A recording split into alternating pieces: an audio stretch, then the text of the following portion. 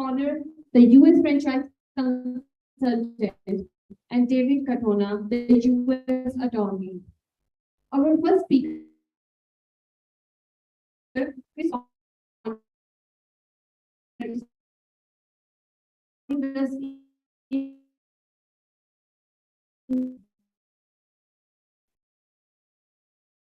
live session.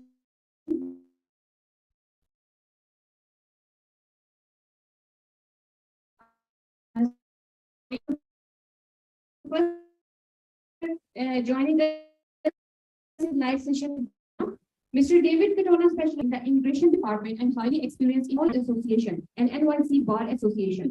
He previously served as the chair of New York chapter of American Immigration Lawyers Association, strategy and tools and role of documentation for the U.S. business setup and application process. Mr. David Katona, specialist in the Immigration Department and highly experienced in all Association and NYC Bar Association.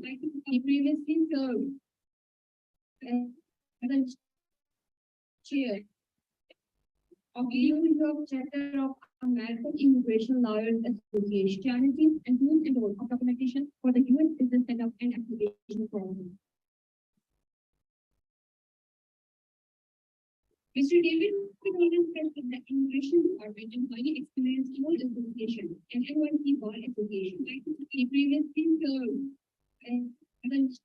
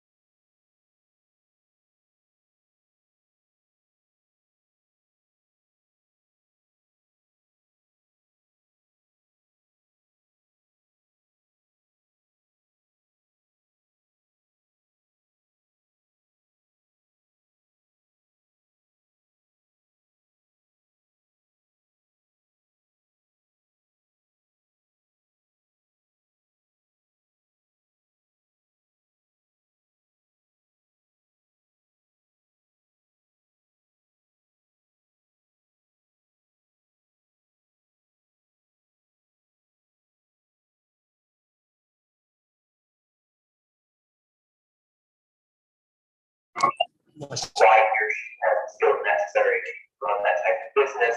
And then look at things like some education, licenses, certifications, the individual roles. Could be, experience that type of business, training that investor has undergone to pursue that type of business. Those are key factors that are part of the application. And so the way that this process works, well, one other point I'll talk about, another element I'll talk about before I go to more logistical issues is the commitment of funds to business. This is also a very, very important component. So at the time the investor makes his application to the embassy expects that the funds to initiate the business have actually been reputably committed. And I mentioned a little bit earlier that essentially means the money cannot be sitting just in a bank account, because obviously those funds can be withdrawn at any time. Rather, they expect that the money has been spent and that the business actually has essentially commenced operations. So there's a real and active or real and operating component to each of these as well. And so they would look to contracts that the investor has actually signed and service paid for. It could be, for example, a business consultant or a market entry consultant that's been paid to do market research.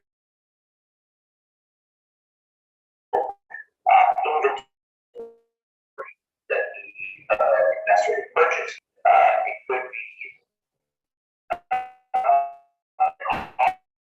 states that the investor actually or potentially purchase. Could be intellectual property that has been transferred or purchased for the business. It could be prepaid marketing efforts that have been paid for by the investor as well. These are some of the components that the embassy will look to. And the important point here is that the embassy is typically looking for startup costs, one-time startup costs to be things that are paid out of operating overhead costs. That could include salary, employees, office rent. Those types of things are not considered as part of the substantial investment that has to be made. So this becomes a bit of an issue with because typically a large investment may not be for a certificates business. So part of our the attorney is to help our clients figure out what can we appropriately spend on, increase our chances of securing this visa. And things like prepaid rent would be, again, prepaid marketing campaigns to build awareness for the marketplace, for the business. Again, one-time expenses is what the embassy is looking to respond to revenue. Committed or percent.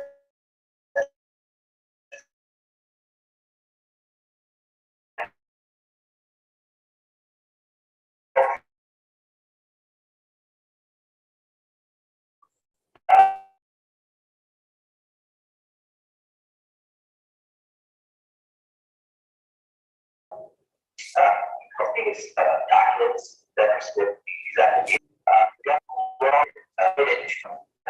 The investor or essentially national from the country from which the individual is applying. And the applicant essentially has to prove that those funds will not be obtained. And so tracing source the source of the fund back to its origination source is also very important for the analysis that the embassy will go through. For example, somebody sells state in order to invest in this business, they would expect to see proof that the individual owned that estate, the actual purchase agreement, the actual transfer of funds. This is actually what they look for if the individual is using savings. The embassy expect to see the individual's personal tax returns, perhaps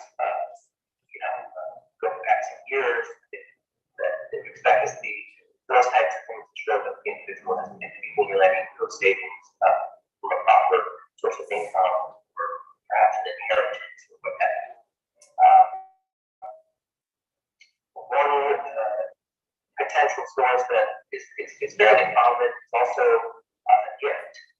It could be, for example, parents gifting funds to their child to investments in business, and that's fine. The embassy would expect to then trace back to the parents' source of income for that gift. So that would also be typically part of this type of package.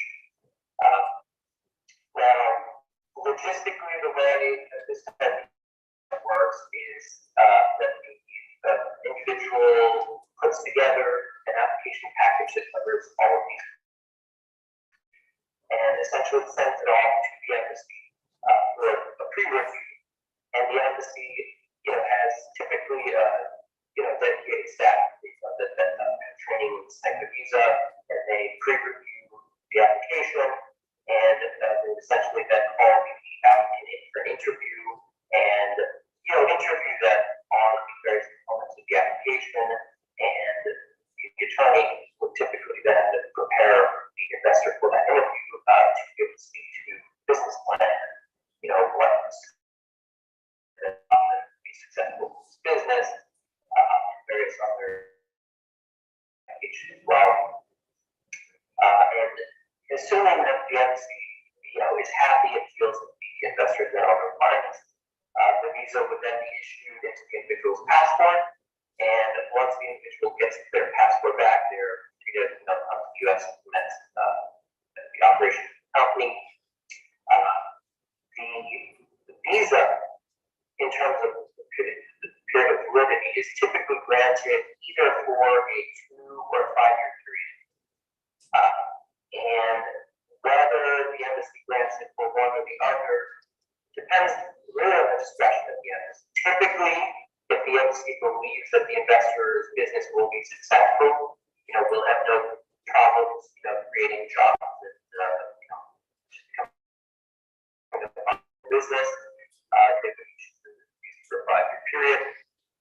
And you often see that if the investor, for example, has a track record with a similar type of business or affiliated business, the subsidiary in the U.S., the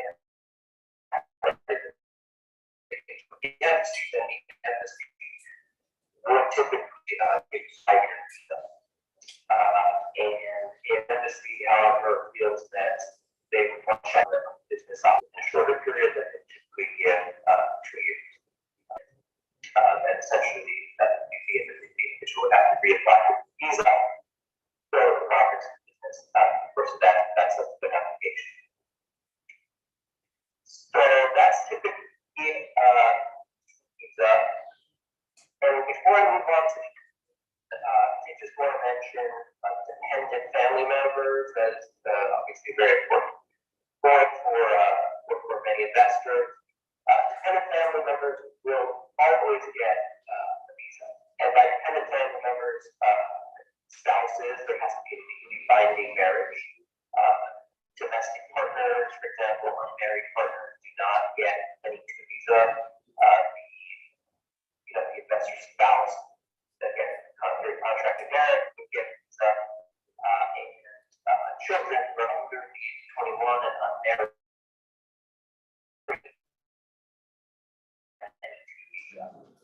Now, the spouse does get automatic work authorization, but there status, and that work authorization is an open market work authorization, which essentially allows the spouse to work for any U.S. employer. No sponsorship required, which is a very, flexible and attractive benefit. And it actually gives the spouse more flexibility than the actual investor is tied to that business and success of that business, whereas the spouse can actually work for any U.S. employer, full-time, part-time, even freelance, or start their own business. And children who get their E2 visas can actually go to school and pursue their education, which obviously is very important to ensure that the identity and just easier transition from the U.S. and starting this business. So at a high level, that is the E2 visa. And now which, as I mentioned, is visa for treaty traders. Now, with this visa, similarly, you do have to show that the business is, and I'm not sure that I believe I might have mentioned this on the truth side, it's truth with two and one. The business has to be owned 50% or more by a treaty national, and in this case, we're talking about Pakistani national. 50% is that threshold.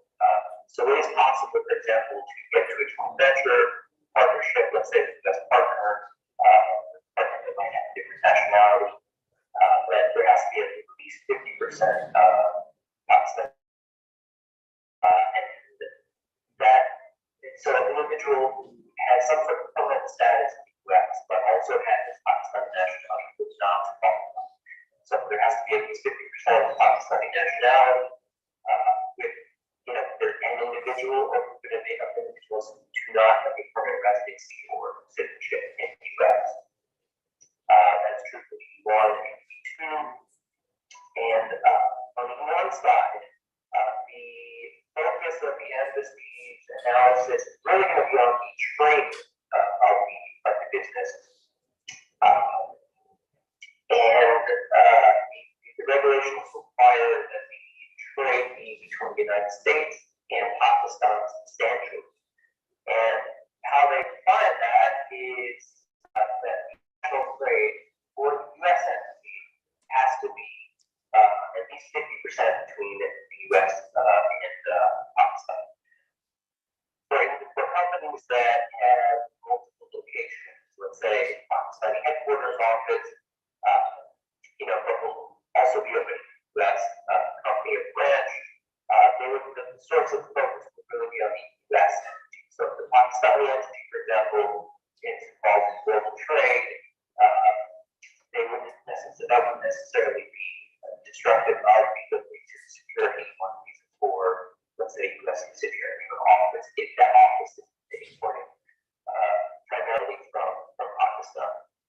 There's also a substantiality component to this visa, but the substantiality looks to the volume and number of trades that is conducted by the business. So it has to be continuous global trade, and the actual value or dollar amount of this trade has to be substantial as well. And like with the E2 visa, the rules give a fair amount of flexibility, significant flexibility to get to determine, well, what is substantial, because the rules don't define the number of transactions that have to be, committed per month, for example, the volume of that trading on a certain time, in a certain time frame.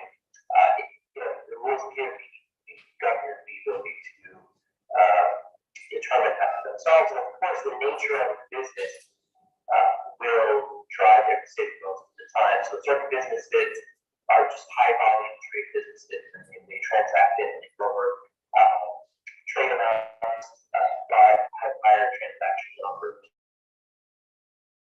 Whereas other businesses might have lower transactions. Actually, the trader has to show the entity that based on the type of business that this is a substantial trade. Now, when you're talking about a business, one of the key requirements is that the visa applicant show to the embassy that they are not prospective trading, meaning that they are seeking trading relationships with the United States.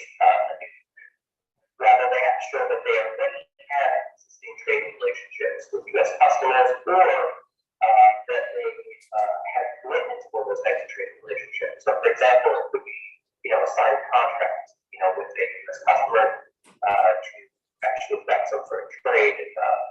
It doesn't necessarily have to have, the trade doesn't necessarily have to commence, sign,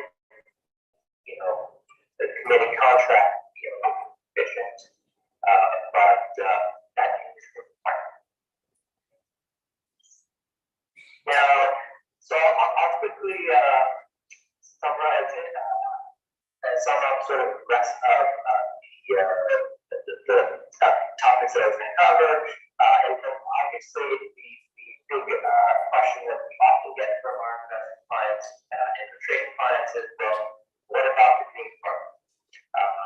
is, an important question that somebody's investing a substantial amount of money, what that right long-term prospects in the US. And it is a bit of a tricky question because, when the most common path that people take to get their green card in employment context is something called a labor certification. It takes application, and those types of applications require a job offer from the company. And when an individual owns that share of the company and operates that company, they cannot sort of write themselves out of an offer. So the typical path that those pursue is not available to owners, investors, unfortunately. So that does, limit the options, but there are a few. One, at a very high level, is the program for individuals with extraordinary ability. Essentially, one would have to prove that they are the significant few and they're would reach the top of their field, that they have international or national recognition in that field, and government as sort of a formula that they utilize to determine whether they met those requirements. The evidence, the rules list sort of 10 different evidence categories that the individual has to prove, and the individual has to prove that they can submit evidence in 3 out of 10 of those categories, and additionally that they meet the overall standard, which is they listen to the top of their field and international and national claim. That is obviously not going to be an option for every investor. What is probably more common would be the National Interest Waiver Program. That is another path that Christine was self-sponsored for green card, and that's going to show essentially a few things. One, they have to show that they're an advanced degree professional, which essentially means that they have a master's degree, or that they are an extraordinary individual, and there are also tests the government looks to determine whether they are extraordinary, and that is, exceptional, and that is different from the extraordinary that we talked about before. And so one can show that they're professional or exceptional, then they would essentially have to prove that the endeavor or business that they're pursuing has substantial merit and has national importance. That they have skills necessary to get them, and that essentially the national interest will benefit from the endeavor that the individual will pursue.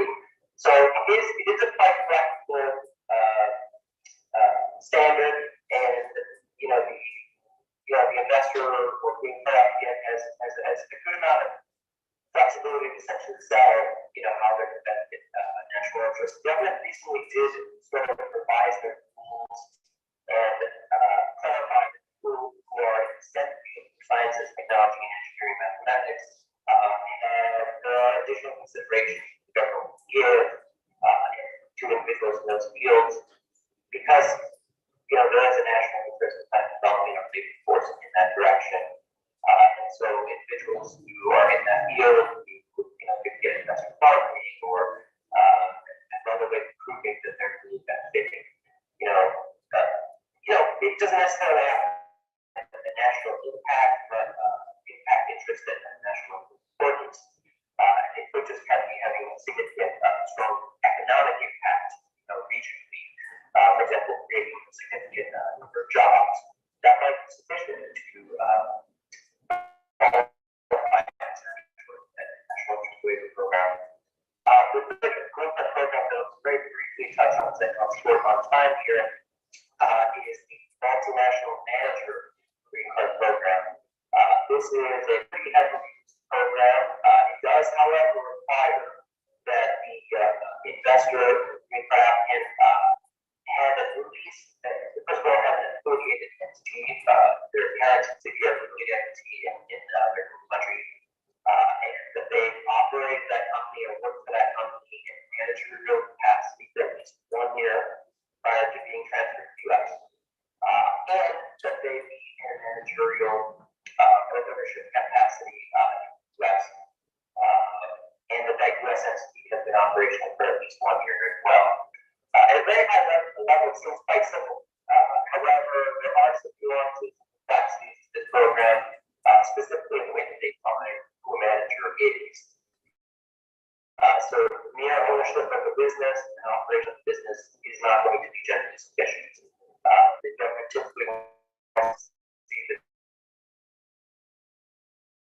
individual actually, and is accused of carrying out non-managerial duties by employees or could be outside contractors with agents, for example.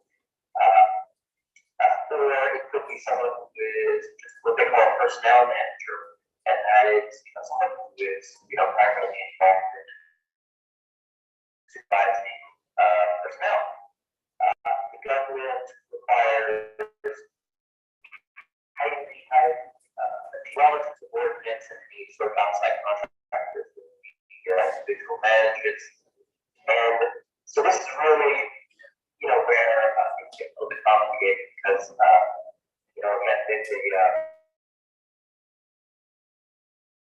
they expect high level detail and proof for operating ethics to prove that the individual who is applying for the green card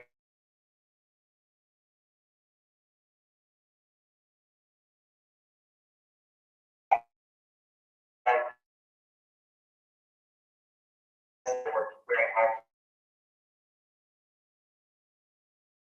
hats, engaging in sales, have their chances of will do it all one by working hard within 1 year. Appreciating business. Oftentimes, that's an analysis we'll have to make again to be sufficient, or whether making additional plan growth, business growth, staffing, and that sort of thought.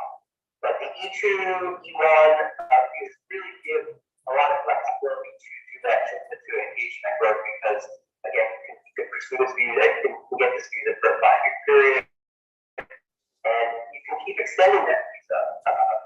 There is no limit on how long you can extend that visa. So it really is a great visa to business in the US, and I'm not sure if we're going to do questions in this format or not, but if there are, I have to entertain them. Or if there's any other points or issues that you'd like to discuss, feel free to let me know. Thank you so much. Thank you, Mr. Karan. Thank you for your time. Of course.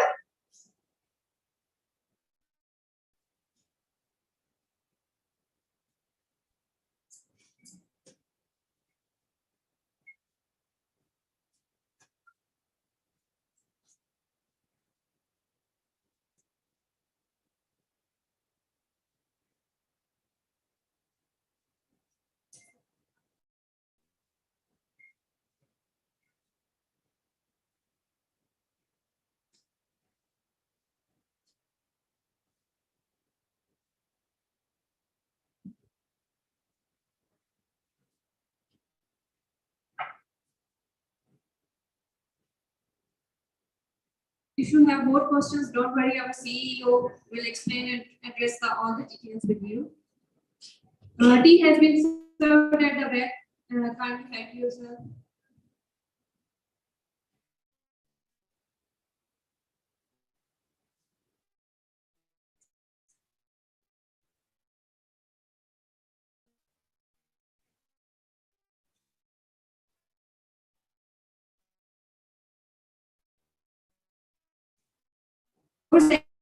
Today, Chris Conner has on embraced for growth in the leader with Chicago-based franchise consulting firm, where Mr. Conner has opportunity to work with a variety of successful franchise systems. In 2009, Mr. Conner founded Franchise Marketing System in Atlanta.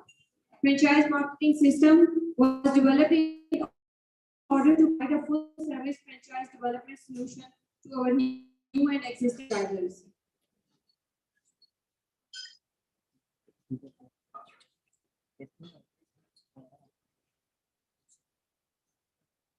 Due to the unexpected delay of Pakistan embassy, our international speaker was unable to fly to Pakistan for PAK US Treaty Expo. We apologize to everyone for this unexpected turn of. But Chris will be now joining us live now. Please welcome our honorable guest, Mr. Connor.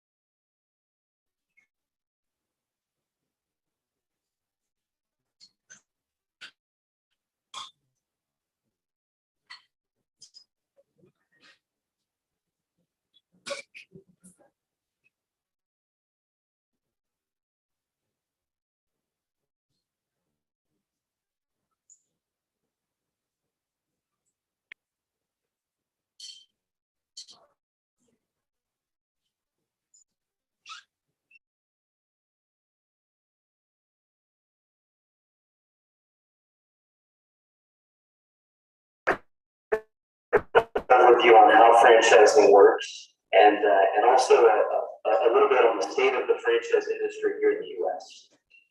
So in my over 2 decades doing this, the franchise market has been the highest growth trajectory that I've ever seen since being in the business. Our company has quadrupled in size in the last 2 years. And I'd like to say that it was due to my ingenious business thinking, but it wasn't. It's that the industry has grown. And really what's fueled it is since the pandemic, there's been an exceptional increase in entrepreneurship. So the franchise industry as a whole has grown at that pace. So give you a little bit of the feeling how big this market is in the United States. There's over 8.5 million jobs just from the franchise industry. Almost $850 billion in economic output comes from the franchise market. There's over 800,000 franchise locations here in the U.S., and that's comprised of over 300 different business format categories. And this is a total of gross domestic product of $501 billion from the U.S. market. So we're talking about an extremely large, proven, and prolific market segment in franchising. In a lot of ways, franchising is kind of born here in the U.S. I think it makes sense, but there's also a lot of advantages to the franchise model, and I'd like to talk with you a little bit about those, just to go through them and explain why you might consider the franchise model as a way to take advantage of investment in the U.S. So first, some of the significant advantages. Number one, franchising gives you as an investor an opportunity to get into a business with less mistakes. The franchisor has figured out the business model. They've written the business plan. They will provide training. They will provide support, infrastructure, resources. They'll help you with things like finding the right location for the operation, negotiating your lease, marketing, branding. All of the things that you need to do to launch a business here have been done for you. There's already a roadmap and a blueprint in place to effectively allow for your business to build, develop, and grow quicker, faster, and ultimately more profitable.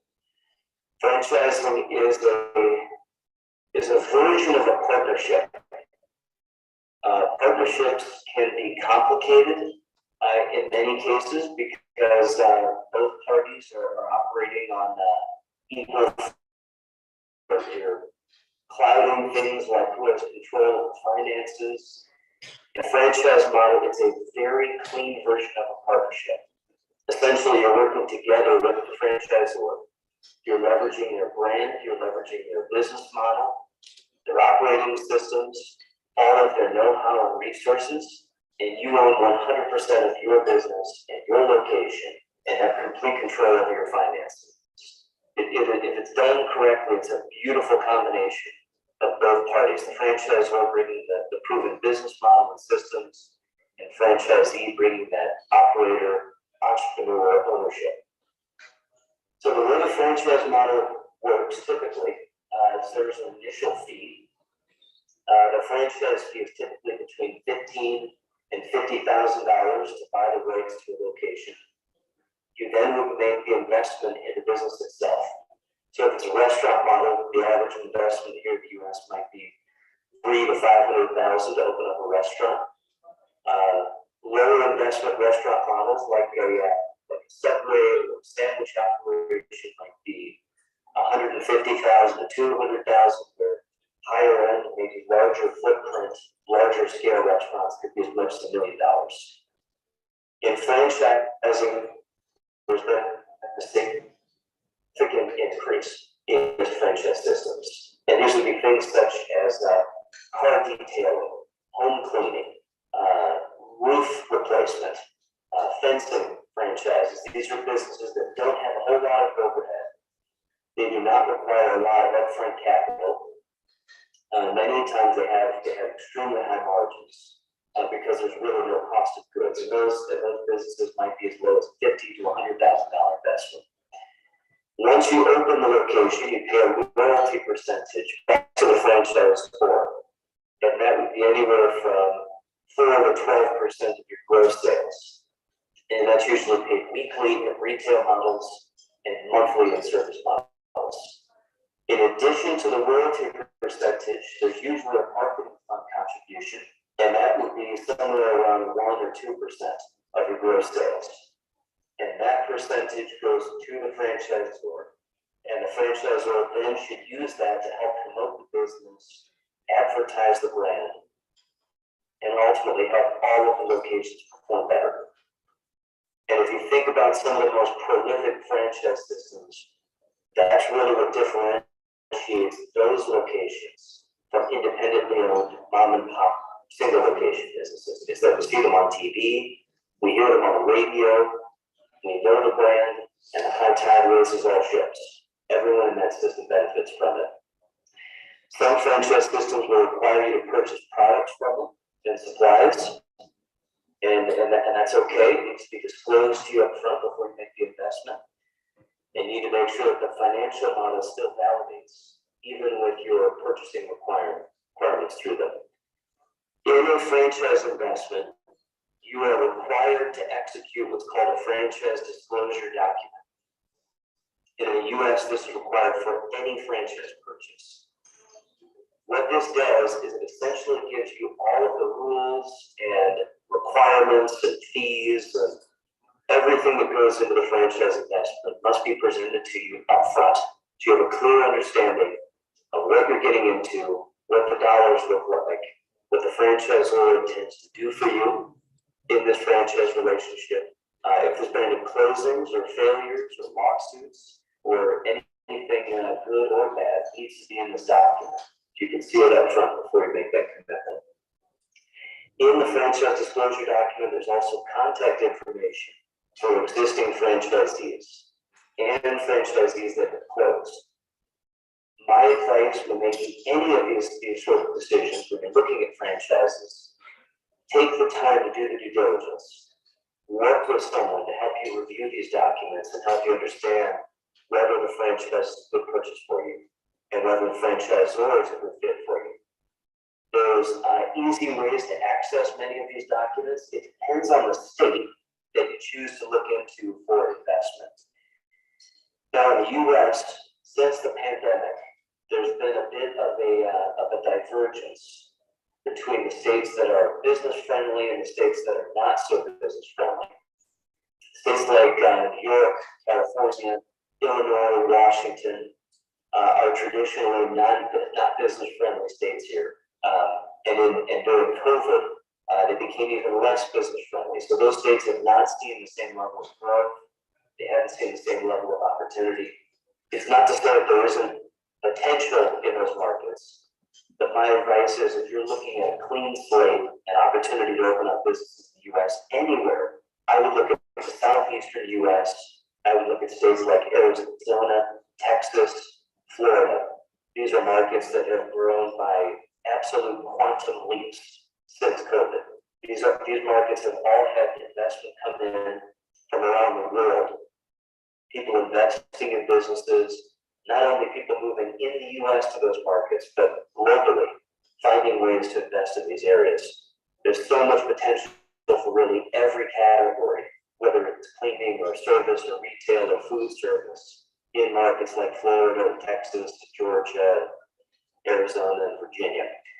So we can help you navigate that. That would be something that we would support you in making those decisions and guide you. The things I recommend looking for in a franchise model. Number one, you want a franchisor that has experience, that can give you value in the relationship, and give you direction and advice, and has a proven track record, knowing how to build businesses and support you making the right decisions. You want a business model that gives brand integrity. The brand is polished, it's professional, it's clean, it presents the way we want it to. There's good social media reviews, all the things that will have an impact on your ability to build your franchise, turn it to profitability. We need to make sure that's there before we invest. I look for a franchisor that awards franchises. They don't sell them. They look for partners in that franchise brand that exhibit the traits they know they need to be successful. They're not convincing people to buy to get upfront fees. They're convincing partners to join them who will ultimately have long-term success, build the business, and it'll be a mutually beneficial relationship together. The best franchise systems that I've worked with cover all the ground. They help you with marketing, they help you with support, with operations, with financial management, they help you make leadership decisions, and they work with you as if you were a part of their team. You can tell these things when you start to interview franchisors, when you meet with them. Take the time to do the interviews and understand who you're working with before you jump into a franchise model. So like any business, there's some good and some bad. And again, in my 23 years, I've seen many, many good successes. I've also seen failures in this. And you can avoid those if you do your due diligence, do your research, and look closely at who you're getting into business with. Overall, absolutely would reiterate your decision to look at the U.S. market. The fact that you're here today, I think, shows that you've taken the first.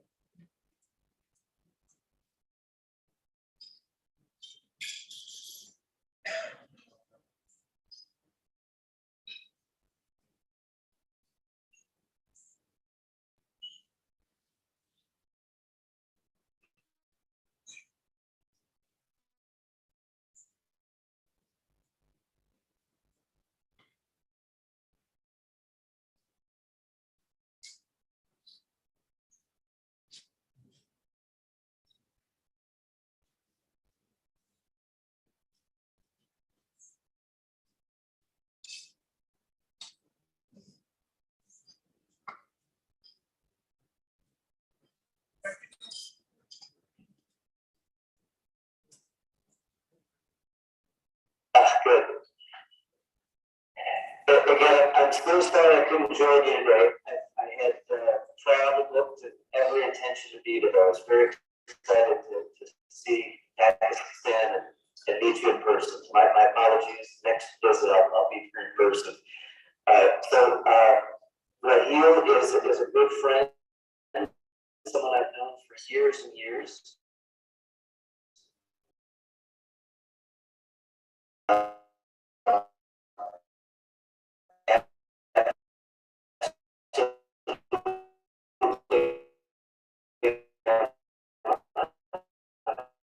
advocate and food and heat market. Thank you so much for letting me join you here, at least through Zoom today. Thank you.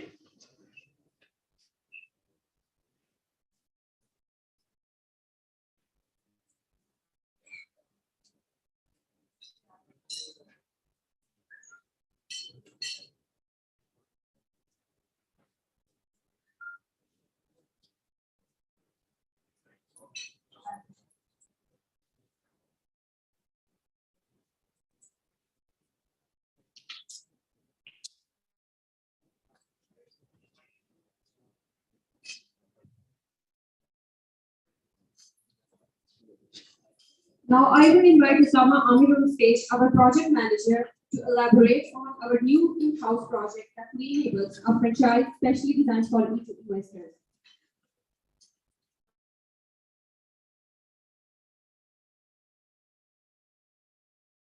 Assalamualaikum everyone. Hello, everyone. First of all, I have to enlarge it so you all can see it properly. Just a second.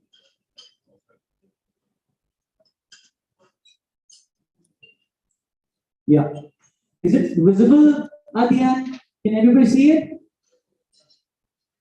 We'll load some responses. Yeah, right. Thank you. So, hello everyone. My name is Usama Amir. And I can see most of you here are businessmen and मुझसे बहुत ज़्यादा senior हैं मेरी इतनी age है उससे ज़्यादा आप लोग experience है I know that so I see that most of you here are businessmen entrepreneurs who are looking for an opportunity in USA not a particular opportunity but I would say कि आप सब basically एक opportunity ढूंढ रहे हो to set your business in USA to get an E2 visa. But issue basic अगर ये आता है कि let's start हम अगर startup की बात करें तो startup में what are the issues? अगर आप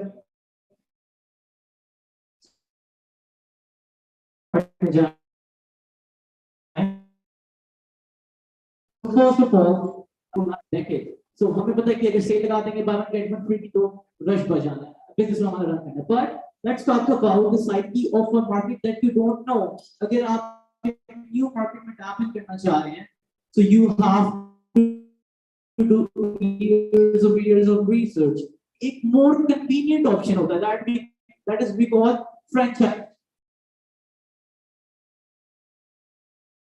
so what franchising over startups अब let's compare आपने उसकी ब्रांड वैल्यू बिल्ड करनी है आपने कस्टमर्स को देखना है कौन सी मार्केट उसकी स्टैंड कर रही है but what about a brand जिसकी एक मार्केट में एग्जिस्टिंग वैल्यू है जिसके कस्टमर्स ऑलरेडी मार्केट में एग्जिस्ट करते हैं so why not go for a brand जो ऑलरेडी सेटल है जिसमें आपको आपकी प्रेफर्ड टेरिटरी मिलेगी so why not go for that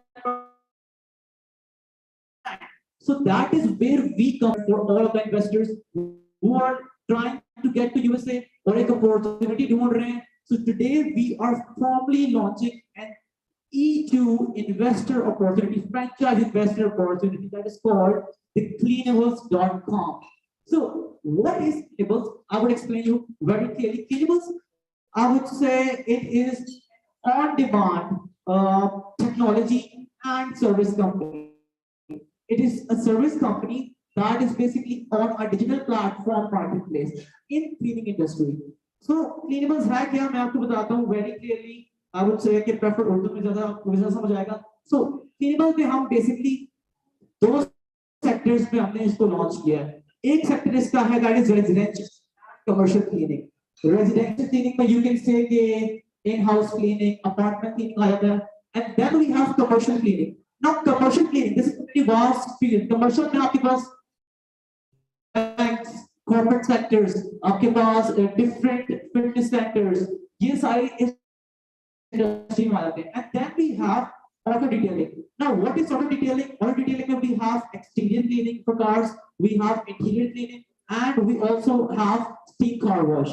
And our headquarters is situated in Virginia, USA. And as of franchising, अगर जिसका कंसर्न है कि नहीं ये वर्जीनिया में ऑफर कर no our franchising is for all over USA nationwide हम expanded है in any territory आप choose करें nationwide wherever you want to have a business हम उधर आपको franchise देंगे now moving on sorry if I'm too fast what is the business model basically business model एक basic concern होता है because that is the most efficient way to do business so what is our business model is basically based on an Amazon kind of business model. Amazon क्या है? I'll go through it. Amazon, you can say कि एक largest online retailer services है.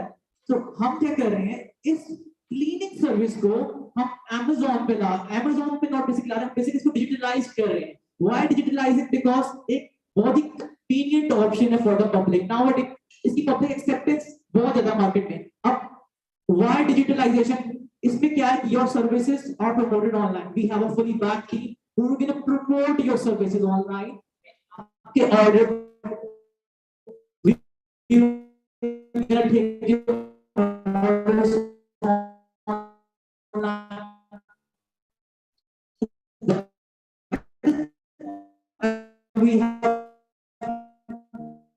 we have chosen this particular digital so आपने बस ये कहना है कि your business एक कॉमन क्वेश्चन है कि बिजनेस तो सेटल करना है यूएस में करना है कहीं भी करना है but why not go for traditional business आप से गैस स्टेशंस हो गया ग्रोसरी स्टोर हो गया why not select this when you which are already prospering so I would say कि in this era of digitalisation there is no space left for this old normal retail shop इसकी अब कोई space नहीं है market में because we have seen webinar 3.0 we have seen an era of artificial intelligence so that is why what I believe in today's market if you want to survive and thrive digital and entrepreneurship is the only key to success now Why service industry? Why not retailer shop? हमने अगर हम I know most of you देखा होगा Covid era के बाद या post Covid era के बाद all of the retailer industries are moved to e-commerce. हमने देखा कि e-commerce का एक huge success था. But and that was when countries were in recession, e-commerce उस वक्त भी boom कर रही थी. So that is why we have chosen this particular industry because ये एक industry है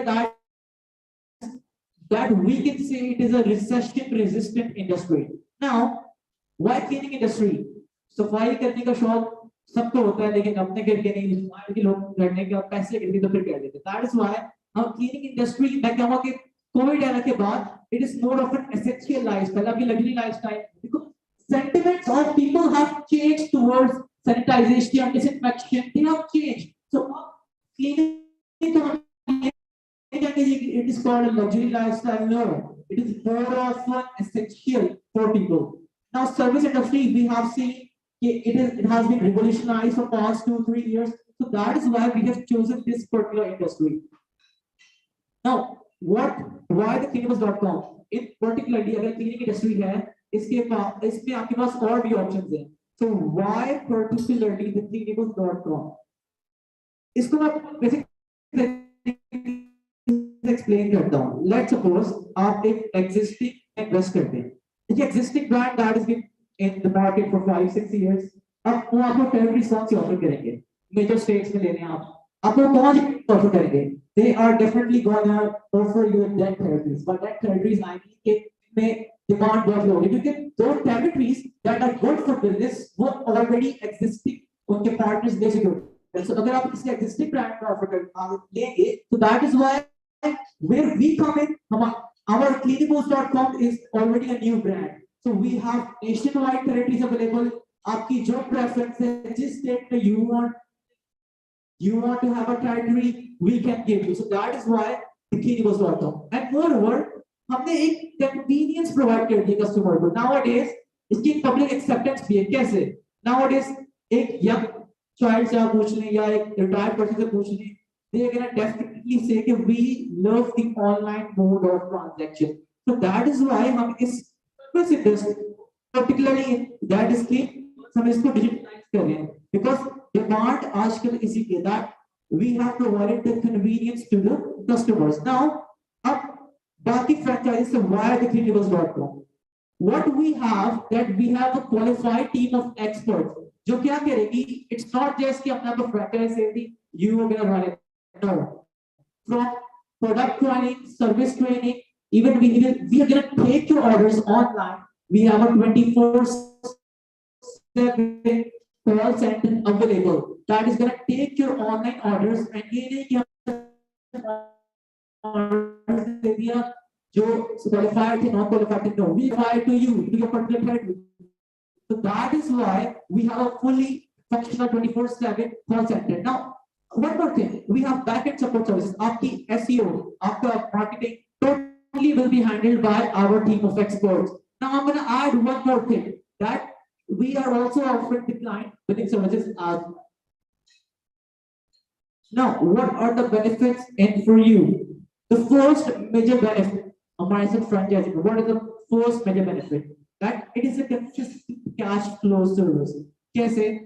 जो कहीं भी आप यूएस से लेने किसी भी स्टेट में लेने if you gonna invest cleaning industry जितने भी banks होते हैं fitness center होते हैं उनका ये साइकिल नहीं है कि they're gonna have cleaning services for 1 day or for 1 week उनके आपके पास yearly monthly contracts होते हैं that is the proof that is the proof कि आपके पास एक consistent source of revenue for the years annual revenue daily revenue आपके existing customers होंगे in residential but commercial में banks हो गए fitness center हो गए you will have an annual contract because जो हमारी team of expert it is one of the best in marketing you can check it as well so that is why you should get this now there is one more option कि business में एक issue होता है कि that is for credit payment अब हमने अपने इस digitalization में एक option introduce किया है that is called prepayment method what is prepayment method I'll just walk you through it prepayment method में क्या है client ने अगर आपकी सर्विस लेनी है he is going to pay for your services before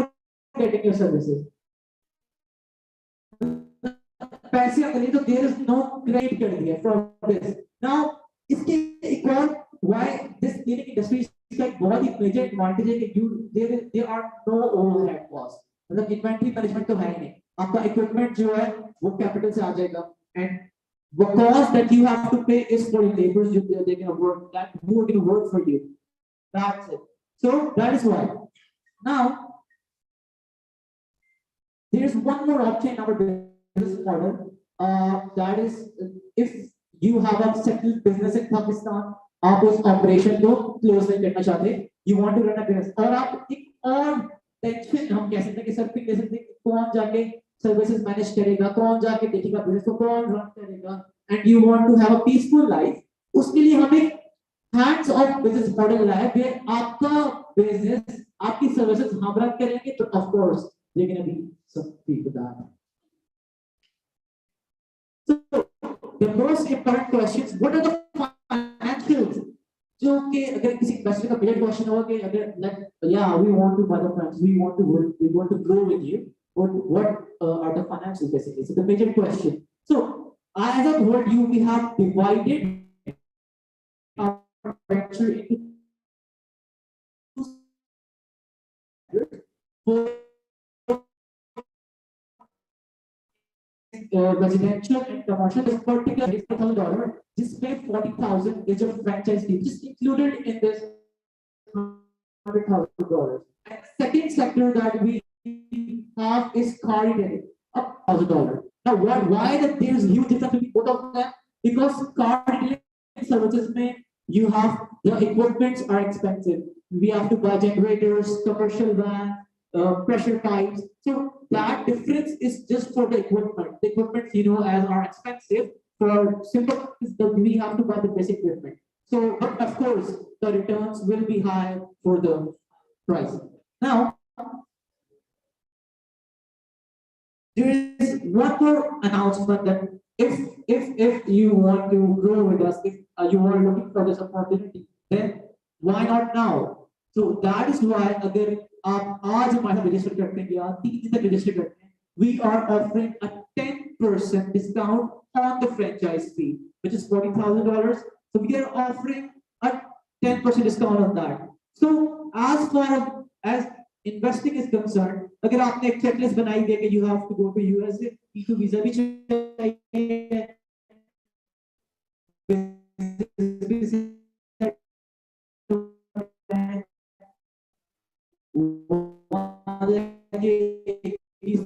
life भी चाहिए, so guys, so that will be all. Discuss it further. How you can grow with us. You can have a session with us after the seminar, and that will be all from my side. Thank you so much, everyone. It was a wonderful session for you. Thank you, Sama. Now, I would like to welcome our CEO, Mr. Raheel Sheikh, on stage to elaborate more about the US market and business opportunities. Mr. Raheel Sheikh is the founder of Startup Business Bureau, a versatile veteran, a serial entrepreneur, and a business acumen. Mr. Sheikh has successfully launched, partnered, and acquired businesses and have achieved multiple figure business success, skills, and expertise. He has successfully managed a diverse of 15 plus company startups. He has maintained a stable growth and achieved all the traditional industry benchmarks since almost 1.5 decades now. Please welcome our admired CEO, Mr. Raheel. Assalamu alaikum everybody and welcome to our seminar. काफी bore हो गए, उदास हैं, light नहीं, देर करते हैं, last में आवाज आ रही है, गुड। काफी सारे आप में से बहुत सारे लोगों के साथ जो ऑलरेडी मेरी डिस्कशन हो रही है, बहुत सारे लोग से आई थिंक मुलाकात भी हो चुकी है, कुछ लोग मुझे जानते हैं, कुछ लोग नहीं जानते, बट द बिगेस्ट कंसर्न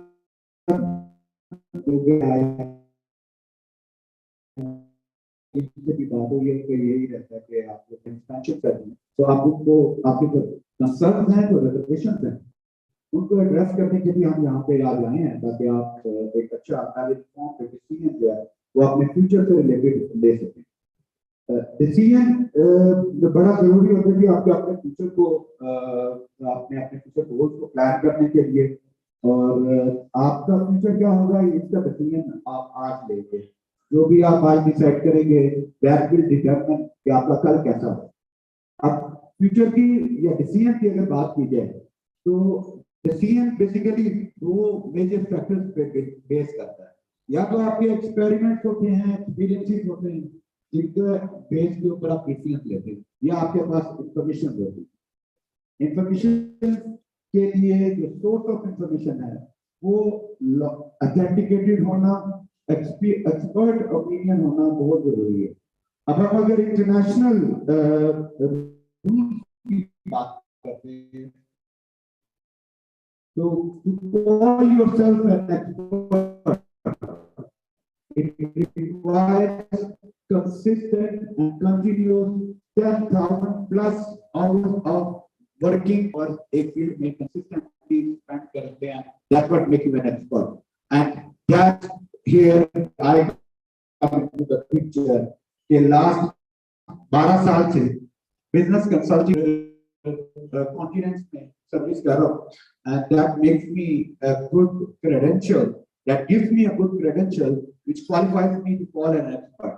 ये आप लोगों के लिए जानना इसलिए जरूरी है ताकि आपको ये पता हो कि जिसको आप सुन रहे हैं या जिससे आप एडवाइजरी ले रहे हैं how competent that guy is. So just to give you a bit of my background, 4 continents, Middle East, Southeast Asia, Europe और यूएस अमेरिका, इनमें मैं बिजनेसेस कर चुका हूँ पिछले 12 साल से, और मल्टीपल बिजनेसेस सीरियल एंटरप्रेन्योर के तौर पे मैंने काम किया है। करंटली राइट नाउ मेरी बिजनेस पोर्टफोलियो बुक में तकरीबन 12 प्लस बिजनेसेस हैं जो कि across again some in Pakistan, some in USA, which are going on. Consulting is my passion और मैं इसको बड़े रिलीजियसली लेके चलता हूँ because that what is called advisory and consulting, और उसकी बेस के ऊपर आप और मेरे सारे क्लाइंट्स पे और जो इन्वेस्टर्स हैं उनके फ्यूचर डिसीजन बेस करते हैं।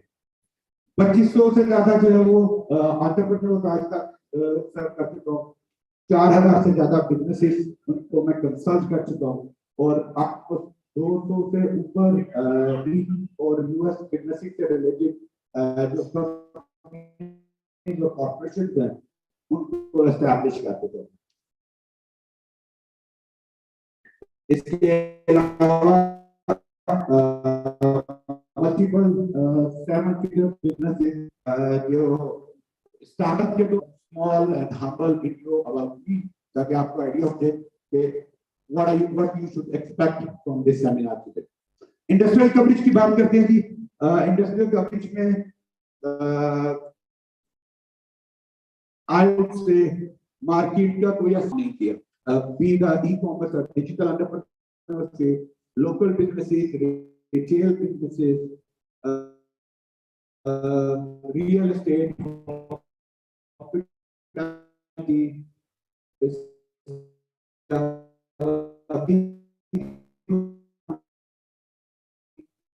digital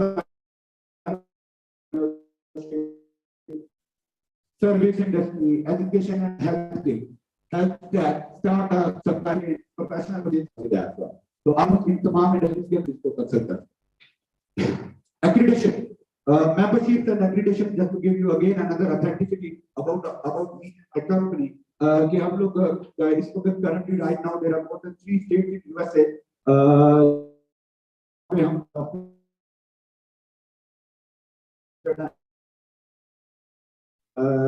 consulting company or other different businesses. IBB if ever has that membership or accreditation, जिसका become a member